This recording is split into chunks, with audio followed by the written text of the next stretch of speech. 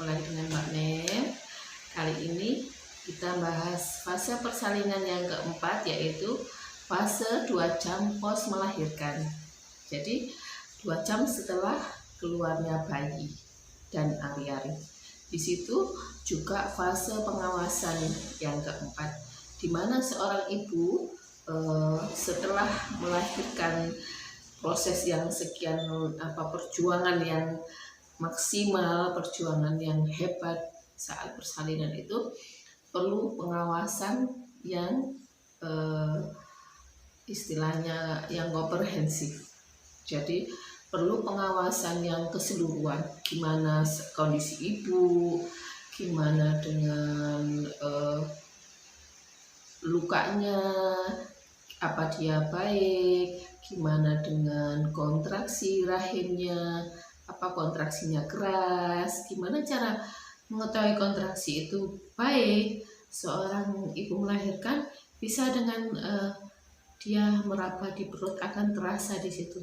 Kalau ada yang keras-keras, biasanya setelah lahiran akan terasa dia keras setinggi, misalkan diraba 3 jari di bawah pusat, seperti itu. Akan teraba yang mengeras, itulah rahim, yang nantinya akan kembali mengecil dan akan masuk ke dalam rongga panggul dan tidak teraba, seperti itu.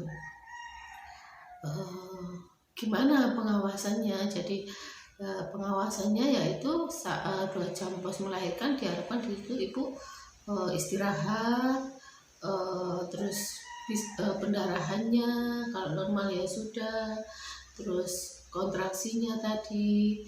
Terus yang paling penting di situ adalah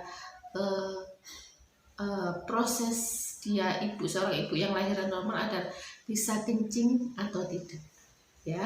Karena di situ seorang ibu yang lahiran di mana posisi rahim dan kandung kencing dia bersebelahan. Jadi kalau kandung kencing itu dia ibu nggak bisa merasakan kepingin kencing, kepingin BAK, rahim tadi akan kena istilahnya ureter, dia kan kandung kencing dia juga akan membesar karena proses persalinan. Bisa saja karena trauma jalan lahir, jadi ibu tidak bisa merasakan kencing, pingin kencing. Bisa juga merasakan kencing tapi tidak bisa kencing. Itu yang kita pantau. Jadi ibu dilihat di situ kandung kencingnya penuh enggak, seperti itu. Karena dengan kandung kencing yang dia penuh dan tidak bisa keluar akan mempengaruhi yaitu proses involusi, proses kembalinya rahim ke dasar panggul atau proses mengecilnya rahim. Jadi yang di situ ada kandung kencing, di sebelahnya ada rahim, otomatis karena semakin tertekan rahim ini tidak punya ruang untuk kembali ke posisinya. Jadi di situ kita awasi, ibu bisa kencing, ibu bisa kencing sendiri atau enggak. Di situ pentingnya untuk mengetahui proses yaitu involusi atau proses kembalinya rahim. Karena dengan dia seorang ibu tidak bisa kencing aja dan rahim tidak bisa kembali berkontraksi untuk mengecil, otomatis rahim akan memaksa untuk kontraksi. Apa yang terjadi dengan memaksa kontraksi tadi? Dia akan terjadi perdarahan karena rahim terus melakukan kontraksi dan ini juga semakin membesar karena tidak bisa pipis. Disitulah pengawasannya nanti, ya. Mungkin kita tidak bahas secara detail, ini hanya secara global aja untuk pengetahuan ibu-ibu di rumah. Jadi seperti itu.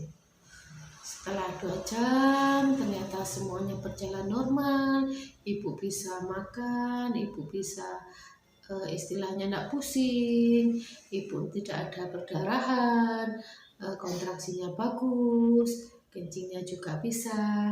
Nanti baru ibu dipindah ke ruangan nifas atau ke ruangan biasa untuk beristirahat, untuk istilahnya mungkin rawat gabung ketemu babynya, seperti itu.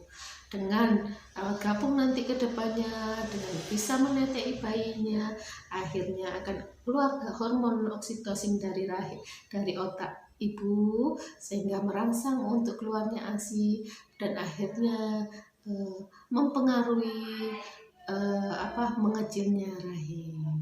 Jadi di situ termasuk obat juga, dengan menetei bayi adalah obat jamu jarum juga untuk proses mengecilnya rahim, seperti itu.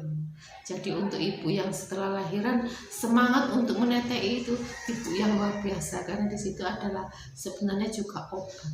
Oke, begitu. Terima kasih untuk fase persalinan.